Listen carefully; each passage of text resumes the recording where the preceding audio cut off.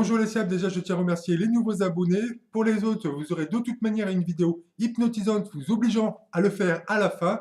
On se retrouve aujourd'hui pour une vidéo sur l'alarme restreinte sur un SSI suite à une détection incendie. Déjà, la définition d'une alarme restreinte. C'est un signal sonore et visuel, distinct du signal d'alarme générale, ayant pour but d'avertir le poste de sécurité incendie de l'établissement l'existence d'un sinistre et de sa localisation. Vous allez avoir un voyant rouge-feu et un buzzer en son continu sur l'équipement de contrôle de signalisation. Il va falloir arrêter le buzzer sur l'équipement de contrôle et de signalisation avec le bouton Arrêt signal sonore. Le chef d'équipe devra repérer et localiser sur l'équipement de contrôle et de signalisation l'origine de l'alarme. Ensuite, envoyer un premier agent rechercher sur le site l'origine du déclenchement et rendre compte une fois sur place au chef d'équipe. Le chef d'équipe qui lui est resté devant le SSI devra vérifier pendant ce temps-là la position des dispositifs actionnés de sécurité. Si le voyant est rouge et clignotant, cela voudra donc dire que un ou plusieurs DAS sont en défaut de position de sécurité. Il faudra donc qu'il appuie sur l'unité de commande manuelle centralisée. Attention, il peut y avoir un délai entre le moment de la détection et la mise en position de sécurité des DAS. Si ensuite il reste clignotant, il faudra qu'il demande à un deuxième agent de mettre le ou les DAS de la zone de détection manuellement en position de sécurité. Ensuite, rapidement, le chef d'équipe, d'après la reconnaissance des lieux, avec la levée de doute de son équipe, se posait la question si l'incendie est réel et si cela est le cas, est-il maîtrisable?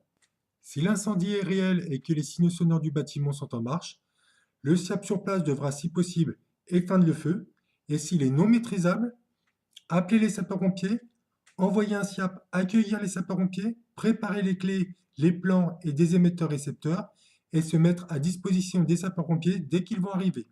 Bien sûr, au fur et à mesure, il faudra qu'il rende compte à sa hiérarchie et remplir la main courante. Si l'incendie est réel mais que les signaux sonores du bâtiment ne sont pas encore en marche, il devra quand même essayer d'éteindre le feu et s'il est non maîtrisable, il faudra appuyer sur le bouton de commande d'évacuation générale.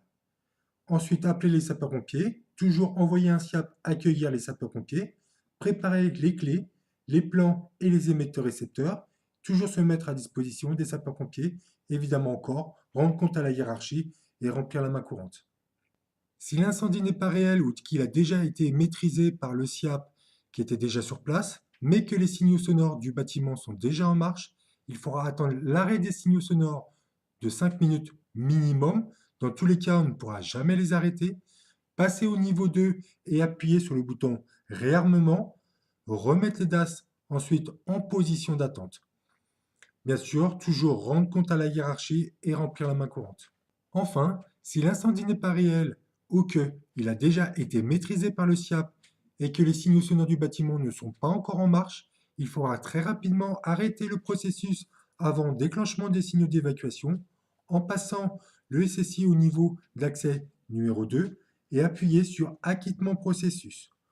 Dans tous les cas, encore une fois, il faudra rendre compte à la hiérarchie et remplir la main courante. Voilà, j'espère que cette vidéo sur l'alarme restreinte incendie vous aura plu. Pour ceux qui n'ont pas encore vu la vidéo sur le SSI de catégorie A, je vous mets une petite vignette pour la voir. N'hésitez pas à liker, à laisser un petit commentaire.